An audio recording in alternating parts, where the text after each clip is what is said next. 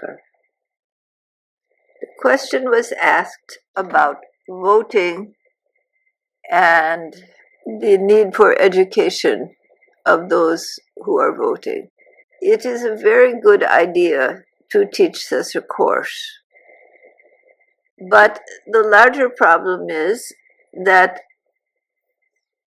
not only are people unaware of the nature of the country and the laws and history in which they live, but that people hear different news and they have difficulty knowing what to do, what to think, what to not think, because the influence on them comes from different sources, and so they have very different perspectives. When the Civil War occurred in the United States, there was a division in thinking. Those who wanted the ways that had been with slavery and plantations and the nature of the South in its blossoming days, and those that wanted to put an end to slavery and to have a different type of economy. And so two sides who had developed a different type of economy came to very different values and interests. And it is only when the winners win the wars in history that their values become the right values, and the values of the losers become the wrong values. But there is a value system beyond that, right and wrong. There is that which brings one deeper into love and kindness, and that which moves one away from love and kindness, both collectively and personally. And so the yamas and the niyamas have been principles of yoga that other religions have tried to do this in their own way. Other cultures have tried to set values. But do those values move into the hearts of the people and of the leaders? And how to interpret them? That is where the key comes. It is the interpretation of values. And that can vary greatly. So someone can feel that they should practice loving kindness. They can feel that they are truthful, that they are honest, that they are upright, religious people. Yet if their culture provides slavery, if they are a compassionate slave owner, they feel they are a noble person. They treat a situation by situation kindly and fairly. They may be firm, but they are fair. To them, they see that they are following those values. They are trying to be godly. To those who practice discrimination against women and see that women are the fairer sex, but not the decision makers, they don't see that they are ungodly. They see that they are following the natural way of nature as they see it. To those who start wars with other countries, it may be over power, it may be over territory, but it might be that they feel that their religion, their cultural group is right. They are the noble ones, and these others are evil people, aggressors that they must destroy and take the territory. They must assert their power over such unnoble people, ungodly people, isn't it? So you see, the problem is not merely education. The problem is perspective. What the person interprets as kind, what the person interprets as loving, what the person interprets as right and righteous. And then the problem becomes groupism. My group is right. My group is noble. My group and the cultural values that we share are the right ones. They are what I grew up with, they are what I know, and they are noble and fair, and we love God, and we are righteous people. So they feel they're following their religion, they're following their values, they are trying to be good Christians, they are trying to be good Muslims, they are trying to be good Hindus, but those ungodly ones of the other religion or the other culture that is impinging on their territory, that have done horrible acts that they can mention for generations back, they must be stopped. This thinking is the disease in the mind, the wounding and the reaction to that wounding. And all of these different values make a complexity in a species that has an extensive amount of aggression in its nature and very little control of that aggression. And so horrific atrocities are done one to another. Though it may be good to educate, are you educating or instilling a certain cultural value system? And perhaps that is good if that value system has more kindness in it. But it is hard to say in a species with multicultural, multi-valued backgrounds, who is right and who is wrong, what religion is correct, what religion is false, what cultural orientation is correct, what cultural orientation is false. What is the proper relationship? Should you not have slaves but murder animals? Should you say one group should have the vote but not another? Should you say everyone should have a vote, even those people with no education and no sense of what they're voting for or against? What is the proper value? What is the proper way? Is there only one way? Human society is complex,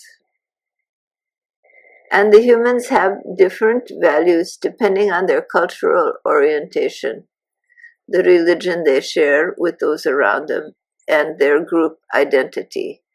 And like a herd, different herds of deer or elk, they will have different herds with different leaders, and the leaders will clash, they will bring their horns onto each other, and the winner gets both herds, the other dies. So human beings as a species is an aggressive species that turn the aggression on each other and on all other living beings around them. Until at this time, they are in danger of destroying the world they live in or destroying themselves by destroying the other species by their incredible destructiveness. or by their own technology, which they do not have the mental capacity to handle, so they can become self-destructive and blow themselves up. They put more energy into bombs to destroy others, even though they know that effort will destroy themselves as well. They must have more bombs and more bombs so that they can fully destroy another who they know will fully destroy them. What sense does this make? Yet, this is the direction of humanity. Why? Self-protection of my culture, my value system, my power, my territory. It's the same as the deer or the elk and the dominant leader vying for the territory and vying for constituents from the other leader. The human species has not evolved beyond these basic tendencies. Even though the intelligence has evolved and has allowed for the development of technologies, so much of it has gone to war, gone to destruction, even when that destruction can not only destroy the enemy or the other, but one's own self. And then to destroy the planet, to cut the trees, to kill the animals, to pollute the seas, the water, the air. Humanity is an aggressive species that must learn to curb its animal tendencies for its own survival.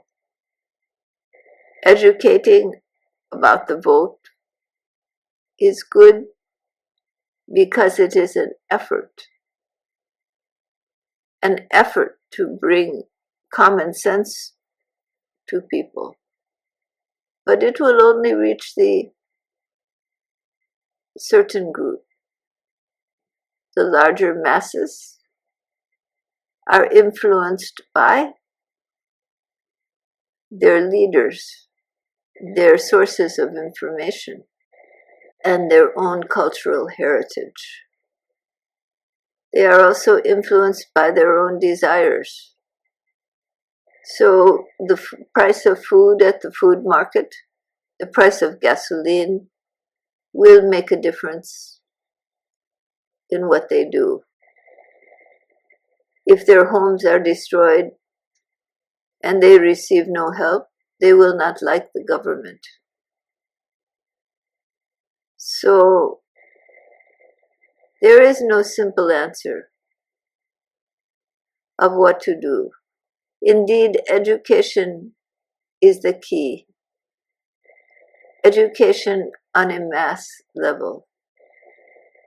There must be the rise of Sadvipras, of human beings to power, who have the welfare of all living beings as their first and foremost goal, not of their own religion, not of their own beliefs, not of their own culture, but of all beings. There is a transition going on, and for many years it was talked about that times will come of shift and change,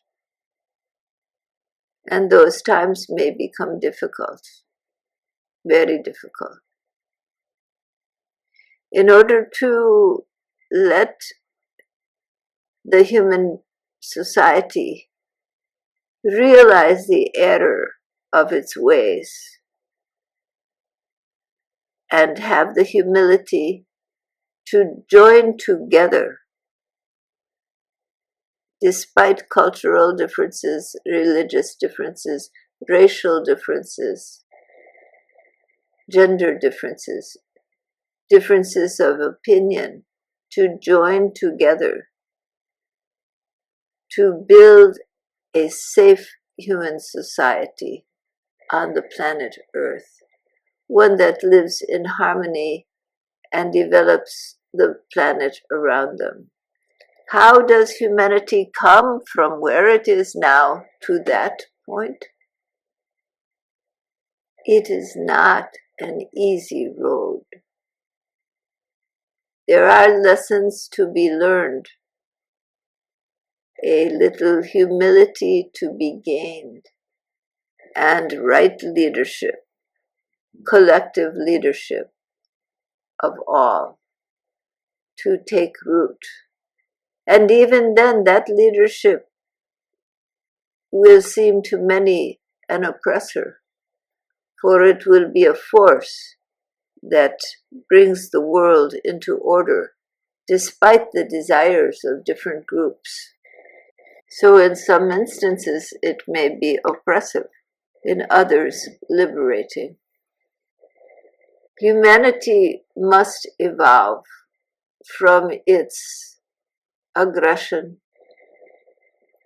and destructiveness to a larger perspective that takes the welfare of all into account and builds a noble human society with leaders not bent on their own power,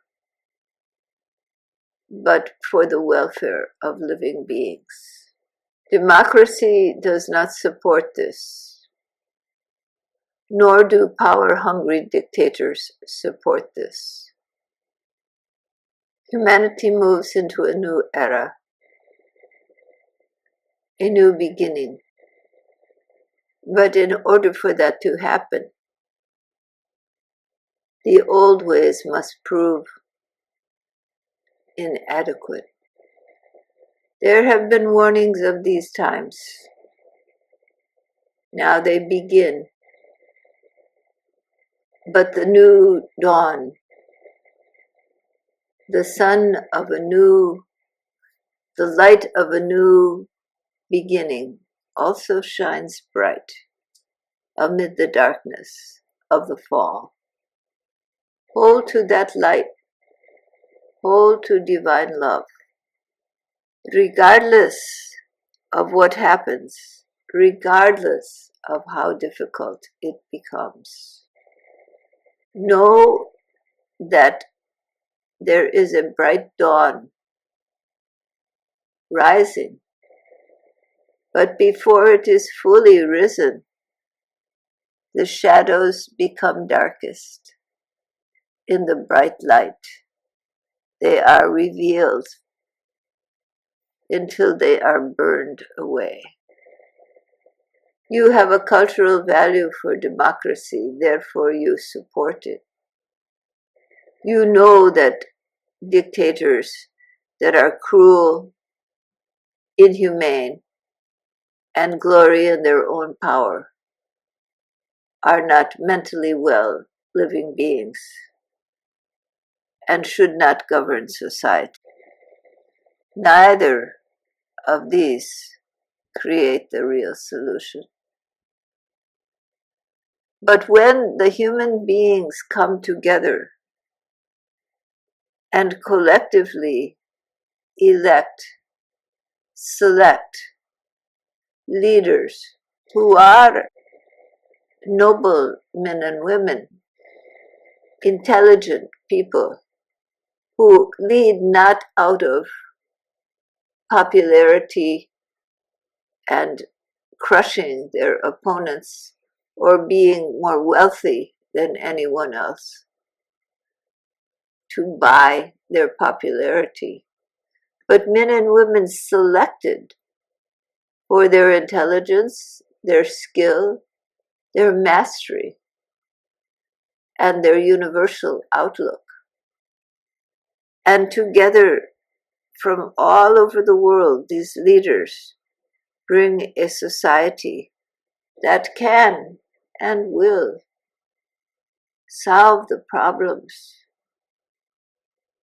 which will be more deep than they are today, and can and will bring peace, order, and harmony. We move from the Vaishyan age and values to the Kshatriyan age and values. The Kshatriyans are of a different ilk.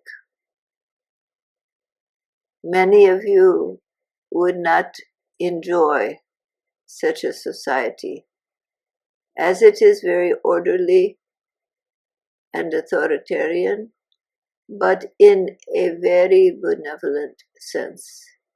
There is no dictatorial leader who revels in cruelty, abuse, and ill will,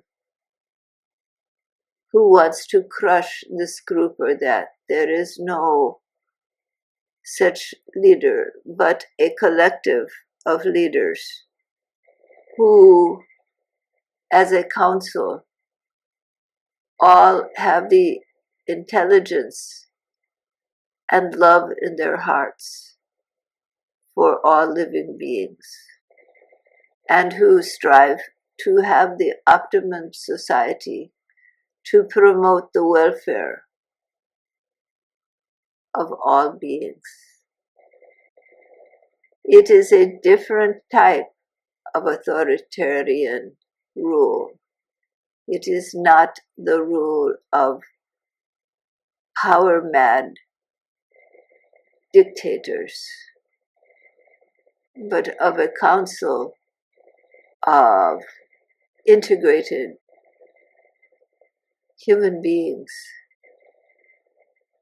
who hold the values of love and kindness and the welfare of all living beings.